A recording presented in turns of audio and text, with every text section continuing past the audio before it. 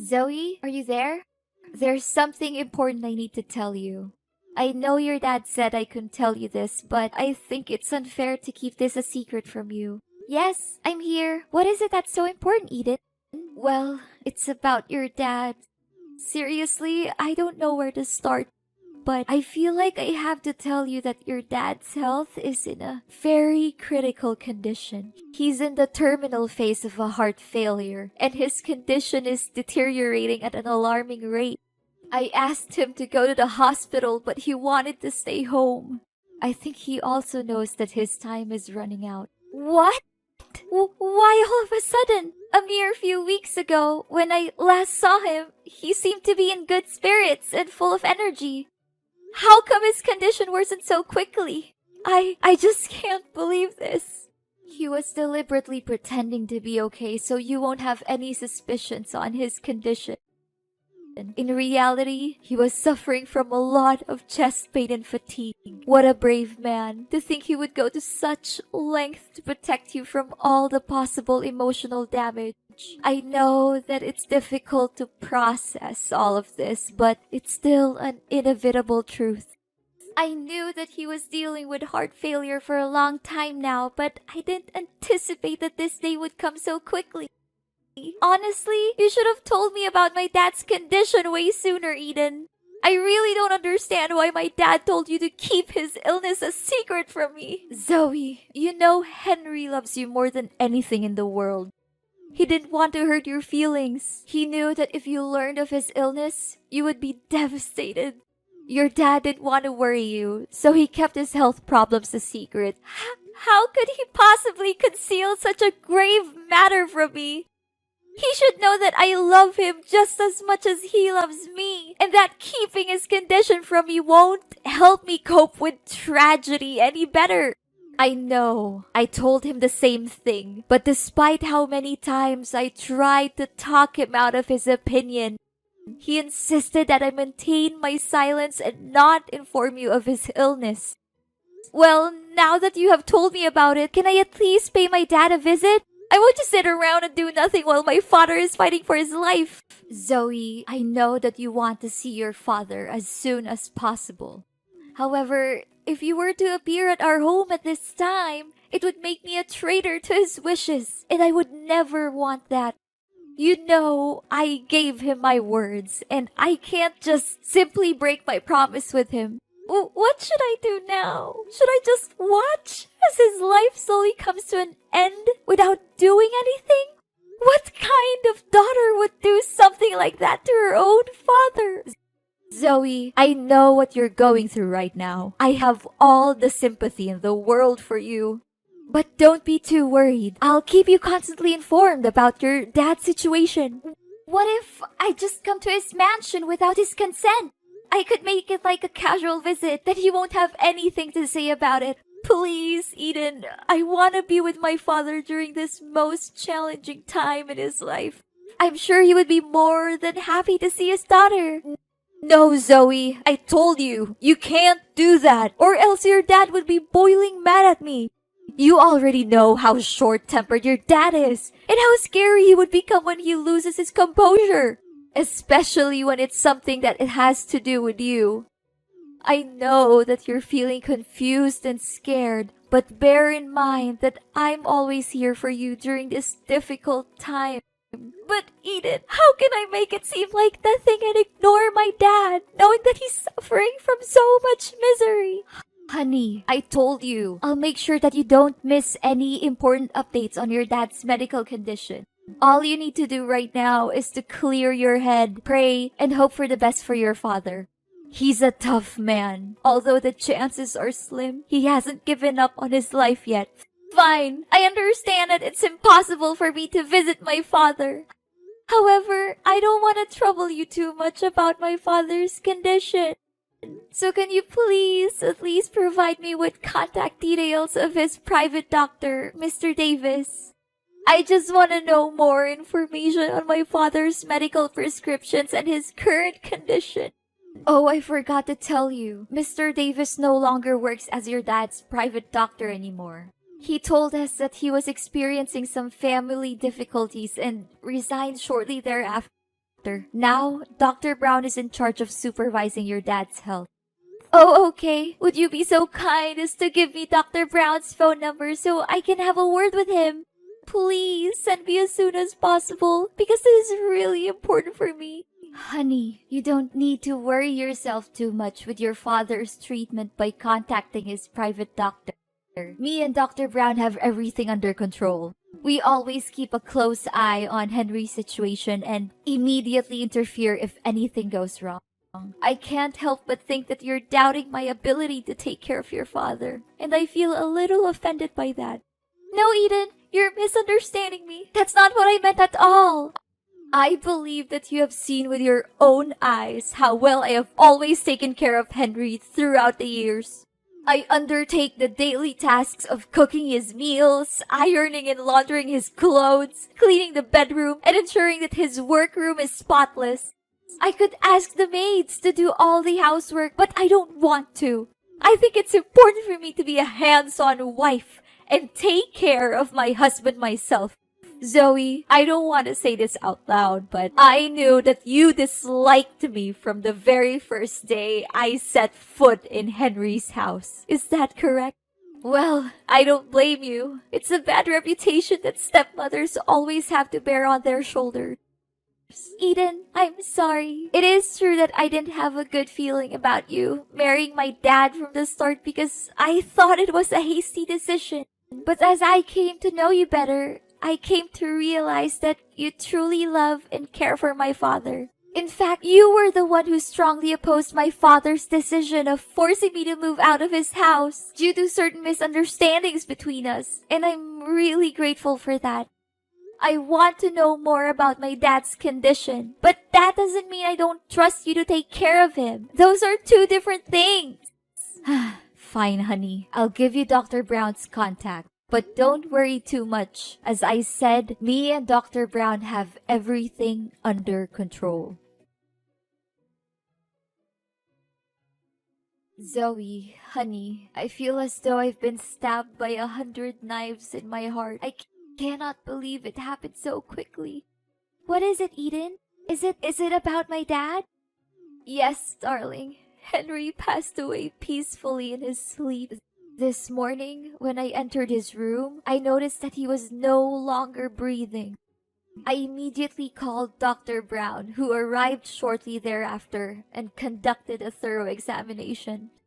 He confirmed that your father had no signs of life. I am so sorry for your loss, Zoe. I know how you must be feeling at the moment, and I am feeling the same way. Oh, Father! So this day has finally come. I really don't know what to say right now other than thanking you for being by my dad's side during his last days of living. This is an extremely heartbreaking situation, and none of us would have wished for this. I understand that this is a difficult time for you, and I want to assure you that I have already taken care of the funeral arrangements. Your father's funeral will be held at his mansion within 1 week. It'll be a discreet one among family members, just as your father's will. I will inform you of the exact date and time as soon as it's finalized. I got it. Thank you for taking care of everything. I seriously don't know what to do without you. Did Father leave any parting words for you before he passed away? Henry was a thoughtful and prudent man, as you know. He had already carefully planned everything, including who would inherit his estate. According to his will, I, his legal wife, will be the sole beneficiary of his belongings and financial assets. This decision is clearly stated in his testament, and I am confident that you will not contest it. I'm sorry, Zoe, but you will not receive a single penny from your father. I find it weird that he didn't leave me anything in his will. I'm his daughter, and he loves me just as much as he loves you. He even hid his illness from me to protect me. I don't think he would have left me out of his will on purpose. Zoe, just accept that you no longer have a place in Henry's heart.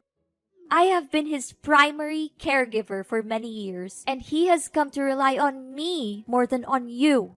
You may not realize it, but the bond between you and Henry has weakened over time. In fact, he may have stopped caring for you altogether.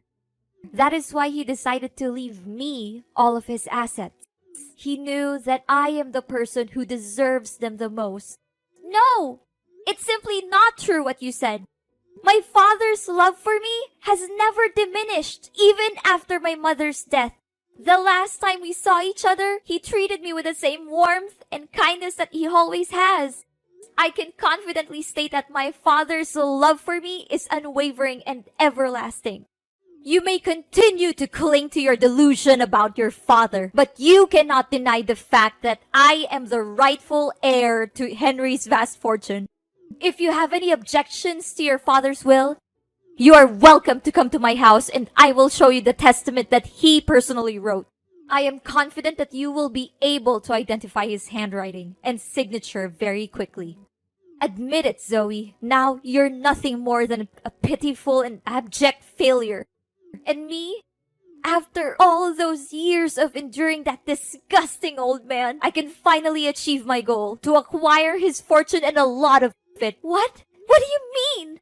Are you implying that you married my father solely for his wealth? I find your old father so disgusting that I have to hold back from throwing up every time I have to sleep with him. Do you really think that a beautiful young woman like me would be with your father because I love him? That's the most ridiculous joke I've ever heard in my entire life. What? So you're saying that all of the years you spent caring for my father were nothing more than a calculated and deceitful ploy to gain control of his vast fortune? I was totally convinced that your words and actions were genuine. I believed that you were truly committed to watching over my father's well-being. Oh, honey, these sorts of performances are child's play for me. You believe that I was caring for your father, but the reality is that the maids were doing all the work for me. I simply gave them some money to keep them quiet so that I could take all the credit. You must be surprised by my intellect. Am I correct? I am curious to know who else could possess both intelligence and beauty like me. Eden, you're a person of astonishing shamelessness, greed, and despicable deception. I never imagined that you would be the kind of person. I believed that you truly cared for my father and that your intentions were genuine. The thought of how you pretended to be nice to me and my dad makes me shiver. And by the way, sorry that I got you kicked out of the house. I would be surprised if you didn't miss the days when you lived in your father's grand mansion, now that you've been reduced to living in a tiny rented house. I can only imagine how cramped and uncomfortable it must be for you after being accustomed to such luxury. Well, it is a life that you have earned, one that is fitting for a little brat like you. What? You were the one who orchestrated my being kicked out of the house? Who else could it have been? You were angry at your father for not letting you go out with your bad friends. So I took advantage of the situation and snuck into your father's workroom and burned his important documents to ashes. Afterwards, I took your father's phone and texted you to come into the room. Hardly had you stepped foot into the room when your father came in, catching you red-handed in the midst of the compelling crime scene. Now that I think about it, I still can't understand why my father was so certain that my friends were delinquents. It was you who planted those ideas in his head, wasn't it? Oh, I thought that someone as dull as you wouldn't be able to grasp the situation so quickly. But bingo! You got that right. Prior to that, you were also involved in a number of other incidents, such as stealing your father's money, throwing away your father's wedding ring, or destroying his wedding photos with me. Of course, all of these troubles were orchestrated by me, and they, along with the incident in which your father's documents were burned, are more than enough reasons for you to be excluded from the house. You were the one behind all of this? I cannot believe that I was so foolish not to see it. To think that I felt indebted to you for defending me against my father, when in reality, it was all just an act. Your character is so loathsome that I am ashamed to have ever associated with you. A wicked witch like you will not get away with your sins. You may blame me all you want, but it will not change the reality that your father gave me all of his inheritance. leaving you completely penniless. Do not be too sour, Zoe. Perhaps if you alter your conduct, I would consider giving you a chance to work as a maid in my home.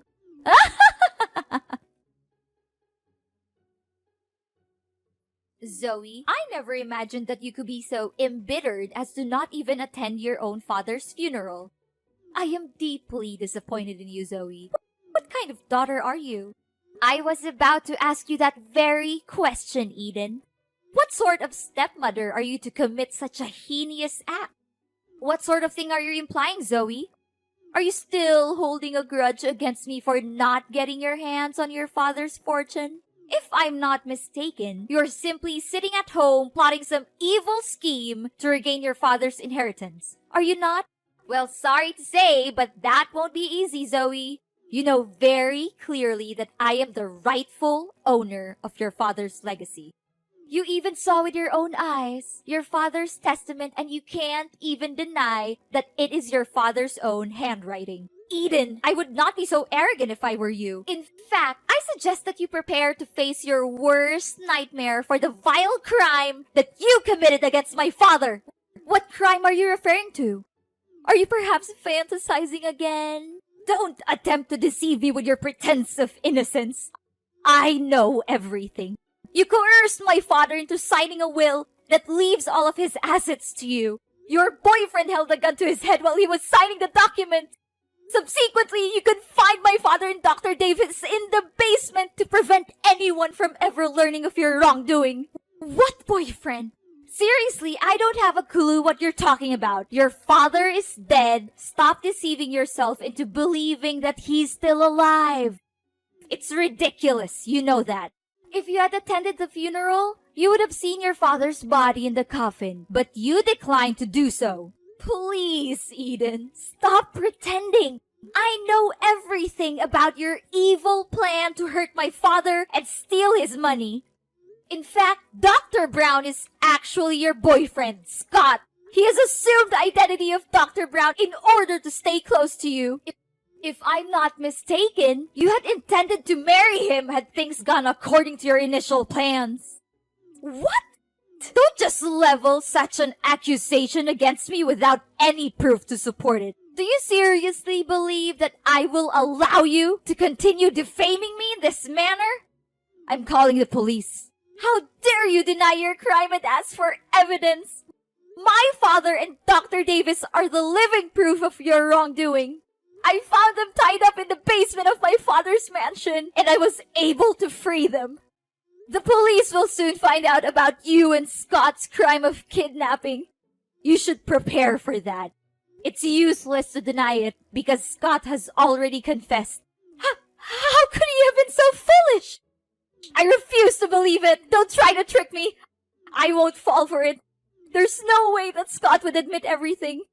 I suspected something was wrong from the start, so I asked Dr. Brown for my father's medical records. I found out that he prescribed the drug that my dad was allergic to, which only me and Dr. Davis knew about. I investigated and found out that Dr. Brown is a fraud with no medical knowledge.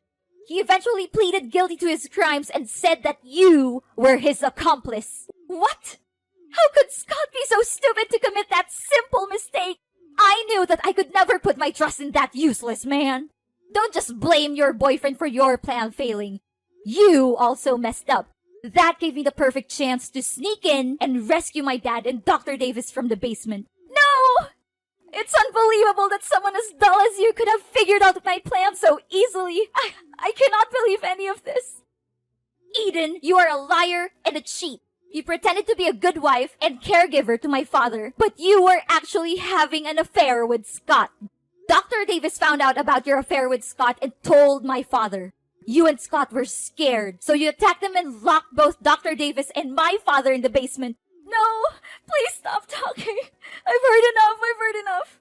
In a subsequent act of desperation, you and Scott devised a meticulously crafted scheme to conceal your crime. You claimed that my father was seriously ill and even faked his funeral in an attempt to throw off suspicion. The figure that lies in the coffin is not my dad's corpse, but a wax effigy that has been crafted with painstaking precision. Furthermore, I also found out that you hadn't even informed the state about my father's death. So there's no way that my father's death was real. Oh no! I can't believe I figured it out loud. Please do not turn me into the authorities. I didn't want to do what I did, but your father left me no choice. He threatened to disinherit me and leave everything to you.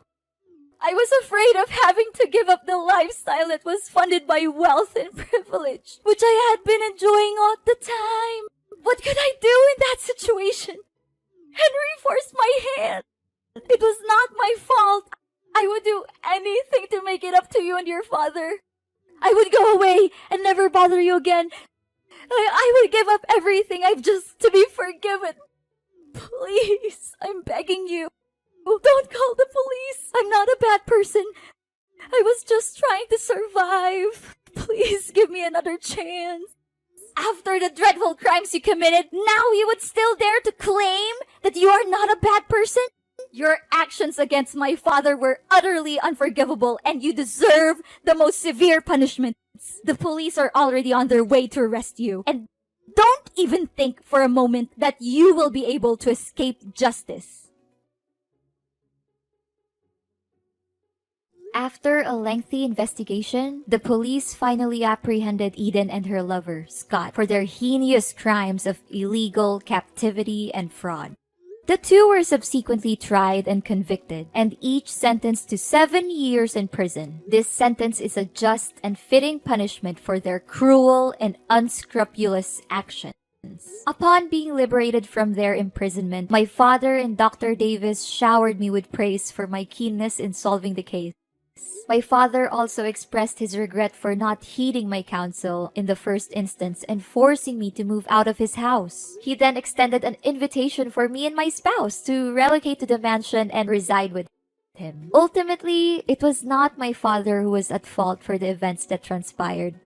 Rather, it was my wicked stepmother who was having an extramarital affair and subsequently devised a plan to seize my father's fortune.